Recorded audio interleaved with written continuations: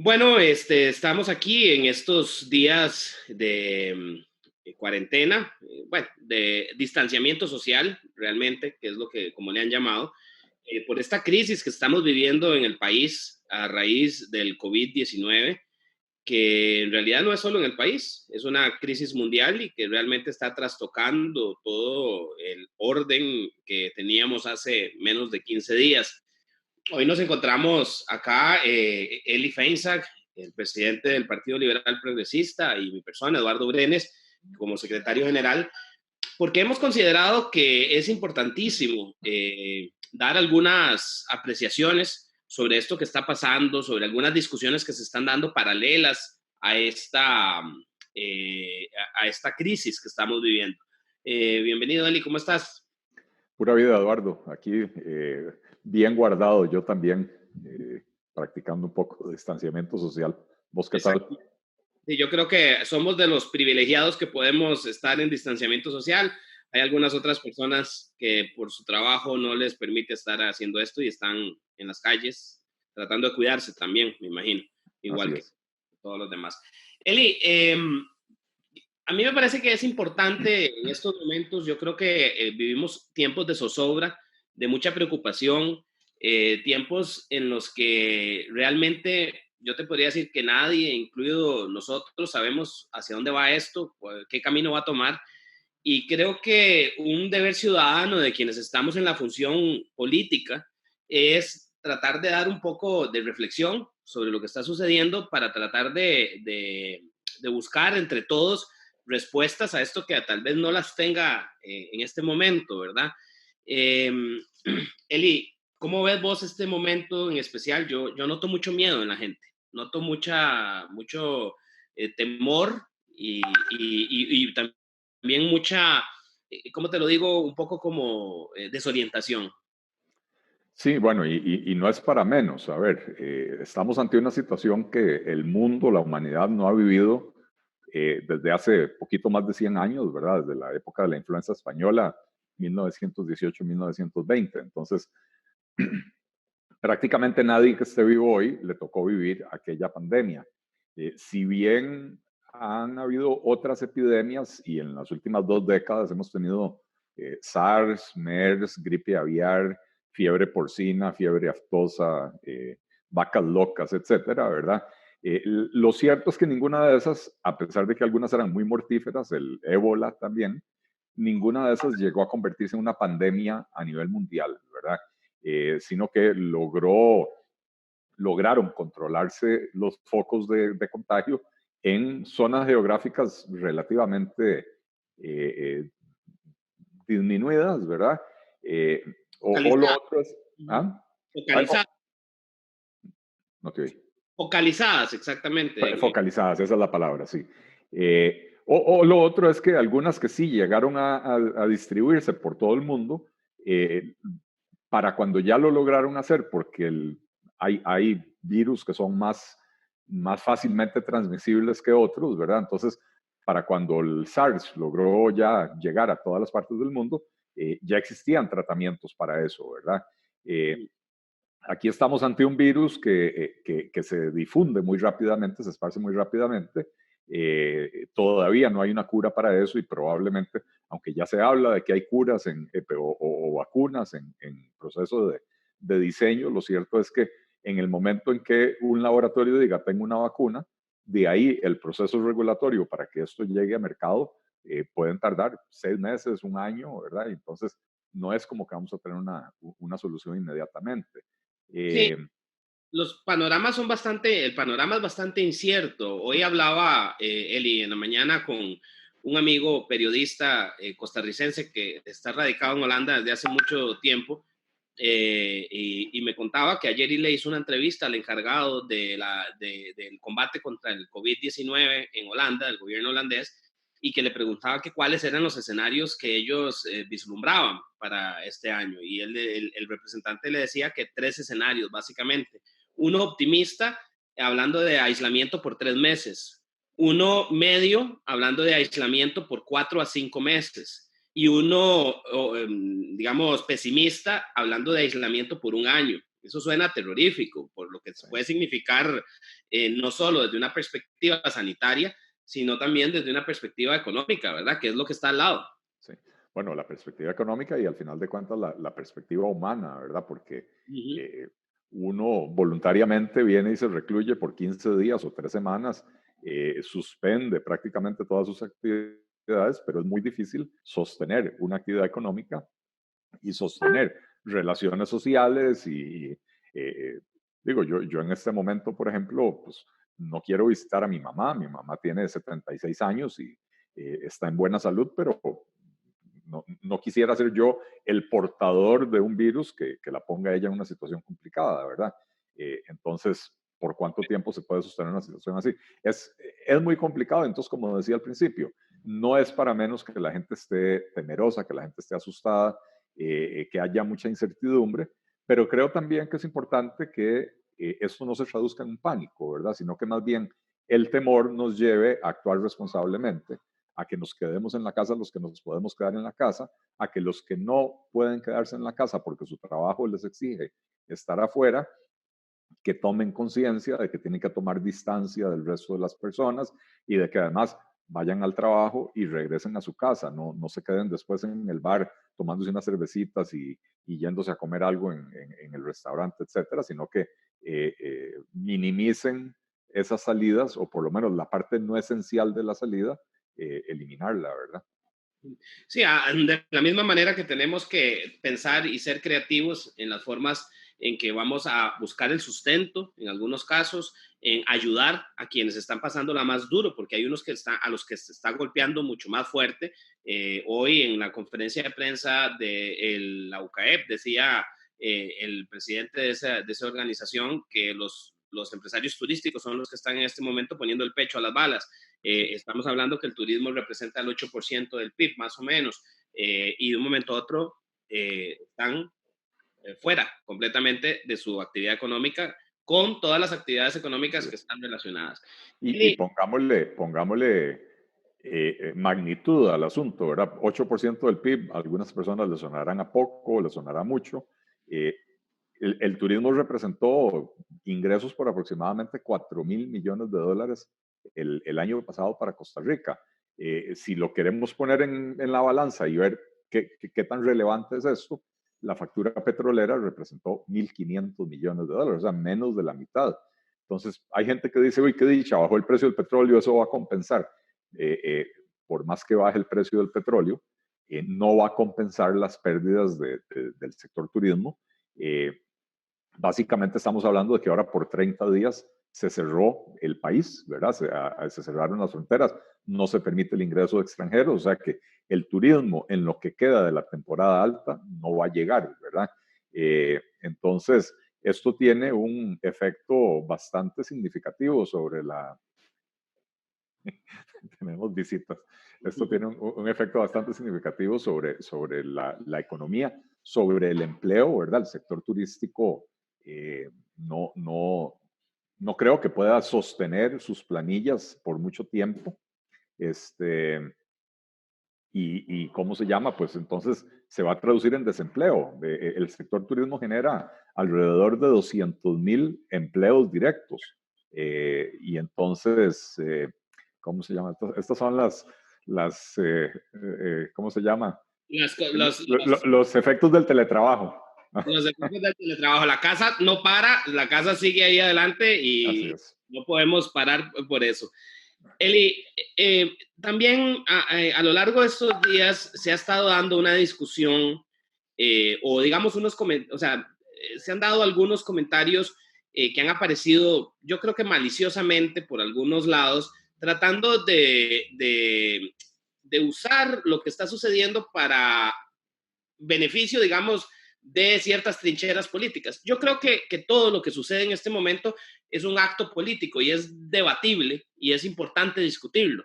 Sin embargo, creo que se están basando muchas veces en algunas cosas que no son ciertas. Por ejemplo, se ha escuchado por ahí por ejemplo, te han incluido a tu nombre y al del partido que nosotros representamos diciendo que qué diríamos nosotros en este momento que estamos en este frente, en esta emergencia, acerca de la intervención del Estado en una emergencia como la que estamos viviendo, en una crisis. Y quisiera que habláramos un poco sobre eso, porque yo creo que hay muchos malos entendidos en algunos casos por desconocimiento y otros mala fe por querer sacar provecho político de esto. Yo creo, Eduardo, que mayoritariamente mala fe. Yo he visto varios tweets y posts en Facebook en los que, número uno, me mencionan por nombre, pero no me taguean. O sea, evidentemente las personas que hacen esto no les interesa tener una reacción mía. Y cuando me he dado cuenta es porque otras personas entran y en los comentarios preguntan, Eli Feinstein, ¿usted qué opina de eso? Y resulta que son personas que me tienen bloqueado, entonces yo puedo ver lo que ponen, pero no puedo comentar en sus muros. Tampoco me interesa comentar en sus muros.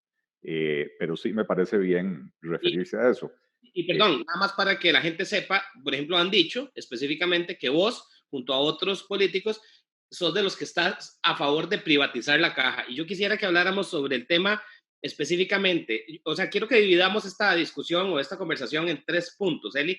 1, hablar sobre el tema de la caja. 2, sobre cuál es la visión que los liberales progresistas, que son a los que nosotros representamos, tenemos sobre la salud pública. Y otro, sobre lo que significa un estado de emergencia y el Estado actuando en él. Ok. Y va a ser, por lo menos para mí, muy difícil separar los 3 puntos, ¿verdad? Yo, para empezar, nunca he dicho y nunca he sostenido y nunca he creído que hay que cerrar la Caja Costarricense del Seguro Social o que haya que privatizarla. Por el contrario, he dicho, y no solo yo, la posición del partido es esa, y por eso me atrevo a decirla abiertamente, que creemos en la existencia de un seguro social, pero también creemos que tenemos una Caja Costarricense del Seguro Social que ha sido administrada de una manera poco eficiente y poco eficaz, donde tenemos severos problemas, ¿verdad? Donde las personas solicitan citas y a veces se las dan para 3, 4 o 7 años más adelante, listas de espera enormes en cirugías y en otros procedimientos, y entonces no podemos hacernos de la vista gorda y pretender que todo está bien en la caja. El hecho de que combatan una epidemia y que por lo menos hasta ahora la impresión que yo tengo es que lo están haciendo bien, no quiere decir que podamos ahora ignorar todo lo demás que sabemos que sucede en la Caja Costarricense del Seguro Social. Tampoco podemos ignorar que las cuotas de la Seguridad Social han crecido tantísimo en los últimos años que ya se han vuelto un obstáculo muy significativo para la generación de empleo y para el sostenimiento de empleo en este país. Tampoco podemos ignorar que ya llevamos 5 trimestres seguidos con el desempleo promediando casi 12% y que lamentablemente, y esto no es culpa ni de la caja, ni del gobierno, ni de nadie más, con esta crisis del coronavirus, muy probablemente esto se nos va a ir todavía más arriba, ¿verdad? Entonces, sí, creo que no vale la pena perder más el tiempo en esto. No, nunca hemos propuesto vender la caja, nunca hemos propuesto privatizar la caja y nunca hemos propuesto cerrar la caja, y por el contrario decimos, creemos que es una función primordial del Estado brindar acceso a los servicios de salud a toda la ciudadanía, incluso a aquellos que no lo pueden pagar, pero sí tenemos serias propuestas en cuanto a administrar los servicios médicos, los servicios hospitalarios, las clínicas, los EVAIS, etcétera, de una manera diferente para lograr una mayor eficiencia, un menor costo, poder disminuir los costos del aseguramiento, a la vez que le estamos garantizando a la gente el acceso a este servicio tan vital. Sí, Eli, yo, bueno, concuerdo con vos, esa es la posición del partido, esa es la posición que hemos mantenido. Los liberales estamos convencidos que el acceso a la salud es un elemento de igualador de oportunidades para que las personas puedan ser libres y conseguir sus fines, y por tanto proveérselo de una manera pública y que se pague por ello, porque se pagan cuotas. Recordemos otra cosa que se repite ahora mucho, que es gratuito. No es gratuito. Cuesta mucho dinero de impuestos de todos los costarricenses, unos más, otros menos. Eli, yo también te quería comentar que hay otra falacia y otra cosa que se quiere decir. Ayer mismo el presidente en su cadena de televisión, cuando estaba hablando de la caja como algo que tenemos que cuidar mucho, decía, este esfuerzo que tenemos 60 años de estarlo haciendo, 70 años de estarlo haciendo. Y entonces hacía como que partir que la caja, o sea, que el sistema de salud costarricense surgió nada más con la creación de la caja en 1942, 44, por ahí en el gobierno de Calderón. Y yo ahí vieras que yo quisiera aportar un poquito acerca de la historia de la salud pública en Costa Rica, nada más recordándole a la gente que la salud pública de Costa Rica y este sistema que tenemos es lo sólido que es, porque es un esfuerzo conjunto de más de 100 años. Y quiero darle algunos datos a la gente que no lo saben, estoy seguro, porque en nuestra historia adrede hemos querido olvidar los aportes que otros también dieron a este sistema de salud tan robusto que tenemos. Y si me permitís atravesar el caballo antes de que des esos datos, sí. no solo la salud pública, la educación pública también. La educación pública obligatoria, universal y costeada por el Estado es un invento de hace más de 100 años, hace 130 años más o menos, de un gobierno liberal que gobernó muchísimo antes del advenimiento de la Segunda República, o como dice nuestro amigo Andrés Fernández, la República de Segunda, ¿verdad? Así Exacto. que danos esos datos. No, es interesantísimo. El interés por la salubridad pública fue un interés desde los primeros momentos de nuestra historia independiente. Solo para que sepamos, el primer establecimiento médico como un hospital que surgió en nuestro país fue en 1833 el Lazareto, que era casualmente para curar, para poner a los leprosos, que era una epidemia que se tenía en ese momento, y entonces fue un esfuerzo público para ponerlo. Pero eso, digamos, hablando de los albores de nuestra independencia, pero a lo largo de todo el tiempo hubo un interés en todos nuestros gobernantes, que la gran mayoría eran liberales, de preocuparse por el tema de la salubridad pública. Para 1880, Eli, para que sepas, el primer laboratorio público y del Estado que se dedicaba a hacer análisis y estudios lo crearon los liberales en 1880. En 1890, solo 10 años después, se crearon los médicos de pueblo, que es un antecedente remoto de lo que hoy son los CEBAI. Exactamente. Eran médicos que estaban costeados por el Estado y estaban localizados en cada uno de los pueblos que hasta ese momento existían. Eli, en 1907, don Cleto González Víquez, que fue considerado tal vez el presidente liberal más dedicado a temas de la salud, fundaba la primera institución de salud pública en Costa Rica, casualmente en una lucha contra una enfermedad que era la anquiliostomasis, en convenio con una entidad privada que era la Fundación Rockefeller, que dio dinero y el Estado dio dinero y atendieron esa crisis de esa enfermedad. Después de la influenza española que vos mencionabas, que se dio entre 1918 y 1920, se crea por primera vez la Subsecretaría de Salud, que estaba adjunta a otro ministerio, pero una subsecretaría de salud dedicada a la salubridad pública. Casualmente la pandemia fue la que hizo que se creara. Y para 1927, don Cleto, una vez más de presidente, crea el Ministerio de Salud. Son tantos los esfuerzos que han habido, y eso yo creo que es una cosa que yo quiero que tengamos en cuenta, sobre todo para quienes andan queriendo polarizar esta situación y decir que esto es una discusión de quienes están a favor y quienes están en contra de la caja. Yo solo quiero dejar una reflexión, Eli. La caja, más que la caja, el sistema de salubridad pública de Costa Rica ha sido un esfuerzo común en donde han colaborado desde los liberales, quienes pusieron sus cimientos, el Partido Reformista, quien también dio sus aportes en 1924, como por ejemplo con los seguros de riesgo del trabajador, que ayudaron muchísimo para el tema de salud, sobre todo en el lado laboral. De los comunistas, que también con sus presiones durante los años 30 hicieron crecer el asunto. Y después, en 1942, cuando llega y se crea la caja, es una conjunción de la Iglesia Católica, es decir, de un grupo de conservadores, con liberales y con comunistas que crean la caja, y después viene la socialdemocracia y la fortalece. Entonces, yo creo que tenemos que empezar a ver esto como un esfuerzo común de todos los costarricenses, y desde muchos lados hemos aportado, y que si queremos sacarla adelante, tenemos que verla así y dejar de hacerlo como una cuestión partidaria. Yo no sé qué pensás vos de eso. No, totalmente de acuerdo, Eduardo. Yo creo que a ver, yo por eso no me he querido meter en esta discusión, o por lo menos meterme en discusiones estériles con gente que lo hace de mala fe o por absoluta ignorancia.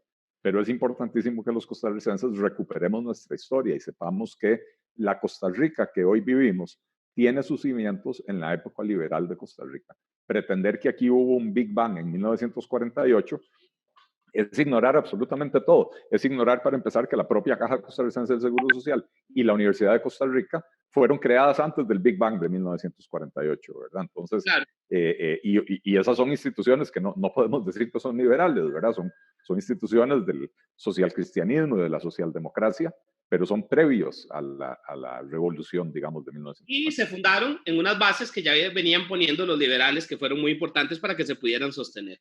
El último punto del que te lo decía, de esos tres, que ya cubrimos los dos, es el tema que ahora a mí también me provoca un poco de risa, porque se da una discusión y nos quieren encarar diciendo, ay, los liberales ahora sí están de acuerdo con que el Estado tome decisiones y el Estado intervenga en la economía y en otras cosas, y ustedes que siempre han querido al Estado fuera de todo. Ahí yo creo que hay que aclarar muchos puntos porque son cosas tan obvias, pero desgraciadamente parecieran no tan obvias para algunos, ¿verdad? Sí, a ver, nosotros como partido hemos dicho públicamente que reconocemos que el Estado tiene ciertas funciones primordiales que cumplir eh, digamos, no somos un partido anarquista, no somos un partido que propone eliminar el gobierno, cerrarlo y dejar las cosas completamente a la libre, ¿verdad? Reconocemos, como la enorme mayoría de los liberales, que es necesario un Estado que provea seguridad, cosa que fallamos miserablemente en este país, ¿verdad? Y entonces la gente que puede termina pagando, guarda en la casa, guarda en la empresa, etcétera, ¿verdad? Y además de los impuestos para financiar la seguridad pública, eh, la justicia, que lamentablemente en Costa Rica no es pronta y últimamente tampoco es cumplida, ¿verdad? Eh, Nosotros sí creemos que el Estado tiene que cumplir un papel en asegurar el acceso de los ciudadanos a los servicios de salud y de educación, no necesariamente que tiene que administrar la totalidad de los servicios, pero sí asegurar el acceso a todos los ciudadanos. Y en infraestructura, que también creemos que el Estado tiene que cumplir un papel en la planificación de un sistema de infraestructura para el desarrollo del país. Nuevamente, no necesariamente eso quiere decir que haya que construir absolutamente todo con fondos públicos. Por el contrario, creemos que hay que invitar la participación privada en esas líneas. Funciones que siempre han sido y en cualquier régimen y que cualquier persona reconoce que son funciones que le competen a un gobierno, es la atención de emergencias, incluyendo desastres naturales o en este caso una pandemia. Ahora, esto no nos lo inventamos nosotros, esto no lo inventó el Partido Liberal Progresista. Vos sabes que a mí no me gusta ponerme muy teórico en las conversaciones públicas, pero Hayek, el economista premio Nobel, economista austriaco premio Nobel, liberal por excelencia, uno de los mayores referentes del liberalismo económico del siglo pasado, del siglo XX, ¿verdad? Hayek en su libro Ley, Legislación y Libertad, o Derecho, Legislación y Libertad, claramente estableció, ¿verdad?, que una de las funciones donde se le reconoce al Estado su primacía es precisamente en la atención de este tipo de cosas, y él menciona pandemias Sí. en su libro, ¿verdad? Y tiene que hacerlo Eli, porque casualmente los liberales creemos que hay situaciones de emergencia, como las de guerra, las de pandemias, desastres naturales, que si las cosas siguen de la manera en que normalmente funcionan, las amenazas para la libertad de las personas pueden ser mayores. Sí. Y por tanto, se necesita que el Estado, que es algo en lo que nos maneja a todos, trate de una manera temporal de volver a su cauce lo que se desvió, ¿verdad? Entonces, Ciertamente, yo creo que ciertamente. ajá, y creo que ahí es un punto que hay que aclarar y que decir, nosotros nunca vamos a estar en contra de que el Estado, como lo está haciendo ahora, el presidente con su ministro de salud, con una comisión, sean los que tomen las decisiones, declaren los estados de emergencia que tengan que declarar. Y es más, nuestra constitución política, que está basada en la constitución de 1871, que es la constitución liberal, establece también los supuestos para declarar, por ejemplo, la emergencia nacional y Así es. también estado de sitio y a veces hasta para limitar las libertades individuales de las personas si es necesario. Y ahora que mencionas que basado en la Constitución de 1871, por eso es que la Constitución Política de Costa Rica, a pesar de haber sido aprobada en la Segunda República, ¿verdad? De hecho, es el hito fundacional de la Segunda República, contiene un capítulo bastante fuerte de derechos y garantías individuales, eh, que es prácticamente copia al carbón de la Constitución de 1871, ¿verdad? Y entonces es una constitución que reconoce la primacía del individuo, ¿verdad? Le protege sus derechos. Todo el escándalo que tuvimos recientemente con respecto a la OPAD giraba en torno al capítulo de derechos y garantías individuales. Lo que querían hacer era violar nuestra privacidad, que está protegida, ahora no recuerdo si es el artículo 27 o 24 de la Constitución Política, ¿verdad? Ujú. Este, eh, pero la misma Constitución dice, ok, en estos casos se le otorgan al gobierno, al Poder Ejecutivo, poderes especiales para poder resolver o para poder salir de las crisis tan agudas como la que puede provocar una pandemia. Entonces, Claro. es una restricción. Las medidas que hay que tomar para salir de una pandemia son restrictivas de la libertad individual y entonces tenemos que ser vigilantes de que se utilicen correctamente esos poderes, ¿verdad? Que se utilicen mientras es necesario, eh, eh, pero, ¿cómo se llama? Pero que no se extiendan más allá del momento en que ya se considera que se superó la crisis provocada por la pandemia. Que volvamos a la normalidad del respeto a los derechos individuales, la libertad de movimiento, etcétera. Pero primero hoy está resolver el problema, y resolver el problema de la pandemia implica que nos contengamos los propios ciudadanos, independientemente de que el Estado nos lo pida o nos lo exija, que nos contengamos los propios ciudadanos, que salgamos a la calle lo menos posible, que los que podemos evitar salir del todo, no salgamos del todo, ¿verdad? Porque al final de cuentas esto es un asunto también, digamos, de teoría económica, ¿verdad? A mí puede ser que me resulte más rentable salir a trabajar, ¿verdad? Pero si yo estoy contagiado y no tengo síntomas y ni siquiera sé que estoy contagiado, salgo a la calle, yo me gano mi dinerito, el beneficio personal está claramente establecido, pero provoco un daño social mucho mayor que lo que me pueda ganar yo con salir a la calle, ¿verdad? Entonces, es lo que llamamos externalidades negativas que se provocan, ¿cómo se llama? Cuando el costo que imponemos a la sociedad por nuestras acciones no se incorpora en el precio que pagamos, ¿verdad? Claro. Bueno, tu libertad, en ese caso de tránsito, puede afectar la libertad de muchas otras personas y ahí es donde entran en conflicto, porque para los liberales lo tenemos clarísimo, todas las libertades, todos los derechos a veces entran en conflicto entre ellos y hay que tomar decisiones. Eli, un punto importantísimo, importantísimo en esto, no hay ninguna contradicción, la más mínima y absoluta en que el Poder Ejecutivo esté tomando decisiones en momentos de emergencia, que son decisiones extraordinarias y que van a ser temporales. En este momento estamos en la etapa de distanciamiento social, pero puede llegar el caso de que tengan que establecer de verdad una cuarentena obligatoria. Para eso tendrían que limitar las libertades de tránsito y todo eso, y eso requerirá apoyo de la Asamblea Legislativa, pero se puede dar el caso de que nos obliguen a quedarnos en nuestras casas y que si salimos la policía nos puede detener o nos puede meter. Eso no va en nada contra el liberalismo, porque eso es básicamente por una situación de emergencia, como lo acabas de explicar. Siempre y cuando, como decía anteriormente, esos poderes se acoten en el tiempo y nos podamos garantizar de que al terminar la emergencia se devuelve la situación a su estado original, donde los ciudadanos disfrutamos plenamente de nuestros derechos y libertades, ¿verdad? Claro, Eli, y es que, digamos, uno no se va a poner en esas mismas cosas que se han puesto con nosotros, porque, por ejemplo, uno podría decir, si uno ve las medidas económicas que está tomando el gobierno, a mí me da un poco de simpatía ver que algunas de ellas, no digo todas, y todas tienen, hay que analizarlas cada una, y este no es el lugar para analizarlas, muchas tienen que ver hasta con cosas que hemos estado pidiendo los liberales desde hace tiempo para reactivar la economía, y la misma izquierda que, por ejemplo, a veces dice que no hay que tocar la flexibilidad laboral, que no se pueden tocar los salarios, que no se puede tocar, al final vamos a estar tomando medidas, bajar los impuestos, se van a tomar medidas en lo económico, no en la parte de salud, y yo no los voy a acusar a ellos de liberales por tener que tomar esas medidas, porque pueden ser medidas excepcionales. Tampoco es que son medidas liberales, ¿verdad? No, Porque no, no.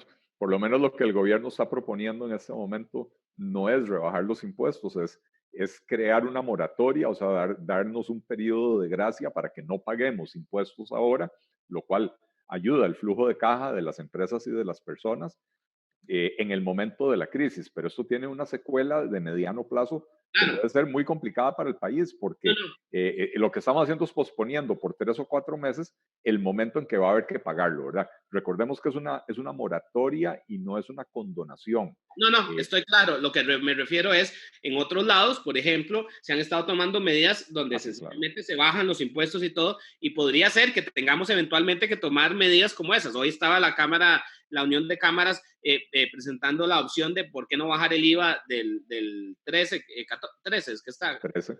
del 13 al 6%. Sí. No digamos que eso se lo van a aceptar, pero digamos que puede ser que en algún momento se necesite. Entonces, yo a esto lo que quiero decir es, sí, definitivamente el coronavirus y sus efectos todavía ni siquiera podemos medir exactamente cuáles van a ser sus consecuencias. Sí sabemos que vienen en consecuencias muy malas, pero yo creo que es muy apresurado ponerse a sacar conclusiones ahora de que sí siento yo, Eli, yo te voy a ser muy franco, yo siento que va a venir una andanada antiglobalización, que ya de por sí venía desde antes. Las cadenas de producción globalizadas se han visto afectadas en estos momentos y esa corriente proteccionista que algunos populistas, tanto de derecha como de izquierda, les encanta, se van a ver reforzadas ahora porque esto que nos ha tenido que aislar hace que algunos vayan a encontrar una justificación para cortar el tema globalizador. Y bueno, yo creo que nos va a plantear a nosotros como liberales retos de replantear nuestras propuestas y de hacerle seguir haciéndole ver a la gente lo importante que es. Yo creo que hoy con esta crisis, más bien estamos demostrando lo importante que es el tema de la globalización, ¿verdad? Porque de ahí, nosotros que tenemos un mercado interno tan pequeño, Eli, que lo que nosotros producimos no lo podemos colocar todo aquí, por Así ejemplo. es. Así es, y sin ese mercado externo, nuestra economía sería muchísimo más pequeña, lo cual quiere decir que tendríamos un nivel de ingreso y un nivel de vida bastante inferior al que tenemos. Ahora, ciertamente yo veo tendencias, como decís vos, hacia el aislacionismo y en contra del comercio, etcétera. Y yo creo que más bien la lección que tenemos que extraer de esta situación es que tenemos que profundizar el concepto de la globalización. Que si bien hemos globalizado el comercio y las inversiones y etcétera, deberíamos también de haber globalizado las estrategias de atención a situaciones de esta naturaleza que son de naturaleza global. Eh, o Sí, sea, hubiera sido mucho más efectivo tener un programa de atención de pandemias a nivel mundial, donde ya los gobiernos saben qué tienen que hacer en caso de que se desate una, que no lo que estamos viendo ahora, donde unos países reaccionan de una manera, otros de otra manera, unos dicen esto no es grave y pasa lo que está pasando en Italia, que después empezaron a tomárselo en serio, ¿verdad? O lo que está pasando en Estados Unidos, ¿verdad? Que se les salió de control también por asumir esa actitud de macho man, ¿verdad? ya para ir terminando, quiero tocar dos puntos muy importantes. Aquí se han hecho afirmaciones muy contundentes, como decir, yo a veces siento que los costarricenses glorificamos demasiado lo propio, es ese mito de la excepcionalidad costarricense que tiene una base de cierto, pero que nos hace también a veces ser poco críticos con lo propio. Pero, por ejemplo, se ha dicho, ay, es que como nuestro sistema es público, por eso nos está yendo también. Bueno, primero que estamos empezando, no sabemos cómo va a evolucionar, pero a ver, España e Italia tenían sistemas públicos de salud pública de los más sólidos de todo el mundo y de muy buena calidad. Suiza es uno, pero también tenemos otros casos en donde, por ejemplo, sí, Estados Unidos tiene un sistema pésimo de sanidad pública que les va a afectar mucho, o tenemos Canadá, que es público-privado, y así tenemos muchos. O sea, yo creo que sacar conclusiones así de fácil, con tantas variables, es muy atrevido, ¿verdad? Y con tanto camino por recorrer, Eduardo, esto apenas está empezando. Sí, exacto. Entonces, eso. Y lo último ya, Eli, que nos quedan 2 minutitos para terminar de esta conversación rápida, en donde queríamos tirar algunas reflexiones. Eli, ahora nos quieren poner que empresas como Fanal son maravillosos porque compran alcohol a Laika para envasarlo y como si en todo el mundo el alcohol estuviera desaparecido y solo Fanal pudiera. ¿Qué En, pensás del tema de en, Fanal? a ver, Fanal es una empresa que ni siquiera se sabe cuánta plata ha perdido y cuánto debe. Se habla de por lo menos 67.000 millones de colones de pérdidas acumuladas o de deudas que tiene Fanal, con lo cual la idea de vender Fanal probablemente vamos a tener que darle vuelta al que se lo lleve, ¿verdad? Ujú. Y entonces lo mismo que decía anteriormente, el hecho de que ahora estén haciendo algo bueno no puede borrar todo lo anterior que ha sucedido. No tiene sentido mantener abierto un Fanal que año tras año pierde 3.000, 4.000 millones de colones, que nadie ni siquiera sabe cuántas son sus deudas, solo porque en una pandemia que llega una vez cada 100 años, Fanal deja de producir guaro cacique para producir alcohol para que los ticos nos vamos a lavar las manos. Si hay una razón por la cual Fanal está haciendo eso es porque tiene un monopolio, porque nadie más puede hacerlo, porque yo sé que hay, lo sé porque me consta, porque lo he visto, compañías costarricenses que exportan productos con alcohol que están dispuestas a vender solución para las manos y no pueden comercializarlo en el mercado costarricense porque Fanal tiene el monopolio. En otros países, las destilerías y las empresas licoreras están desviando la producción de sus licores para poder hacer solución para las manos sin que el Estado tenga que intervenir. En Francia, por ejemplo, está haciéndolo las perfumerías. Y en En todo Estados caso, Unidos. yo nada más quiero usar este último minuto de verdad para darle de parte del Partido Liberal Progresista un apoyo al gobierno en las decisiones que está tomando. Vamos a ser fieles con un esfuerzo nacional sin dejar de ser críticos en lo que se necesite ser crítico, pero con mucho respeto, sin andar tirando bulos, sin andar tirando noticias falsas, sino ayudando a que esto salgamos adelante. Creo que tenemos que ponernos del lado de quienes saben y el ministro de Salud ha demostrado que es una persona que sabe lo que está haciendo, que me imagino que se equivocará también, pero eso llegará a su momento para analizarlo.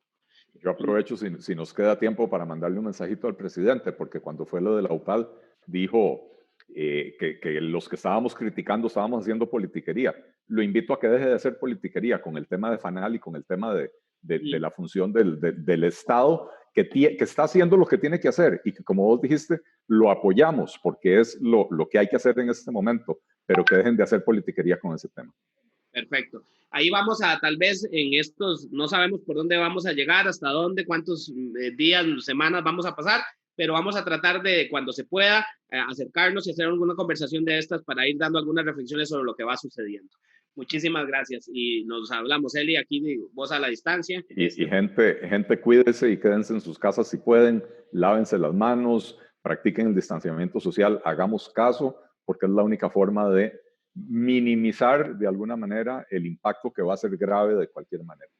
Excelente. Que tengan una buena tarde.